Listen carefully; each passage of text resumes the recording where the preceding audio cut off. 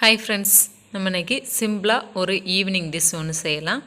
அதுக்கு தேவையான பொருட்கள்: ஒரு கப் பச்சரிசி, 2 உருளைக்கிழங்கு எடுத்துக்கலாம். பச்சரிசியை 1 மணி நேரம் ஊற வச்சுக்கலாம். ஊற வச்ச பச்சரிசியை ஒரு ஜாரில் மாற்றி, தண்ணி இல்லாமல் வடிகட்டி ஜாரில் மாற்றிக்கலாம். மாற்றிட்டு அதை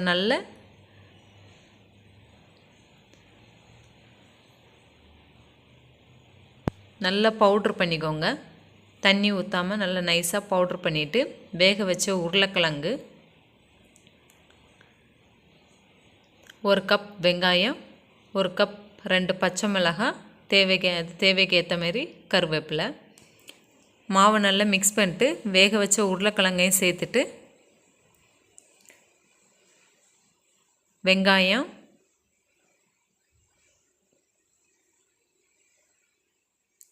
பச்சை மிளகாய்,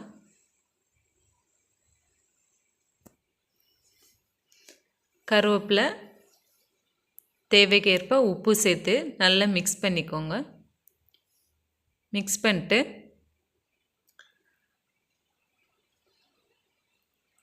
கையில் ஒட்டாத அளவுக்கு இந்த பதத்துக்கு நல்லா மிக்ஸ் பண்ணிக்கோங்க. மிக்ஸ் பண்ணிட்டு அடுப்பு பற்ற வச்சு ஒரு கடாய் வச்சுக்கலாம். கடாயில் தேவையான அளவு எண்ணெய் ஊற்றிட்டு, எண்ணெய் நல்லா ஹீட்டானதும் நம்ம மிக்ஸ் பண்ணி வச்சுருக்கிற மாவை பக்கோடா போடுற மாதிரி சின்ன சின்னதாக போட்டுக்கலாம். போட்டு நல்ல ப்ரௌன் கலரில் ஆனதும் ஃப்ரை பண்ணி எடுத்துக்கலாம்.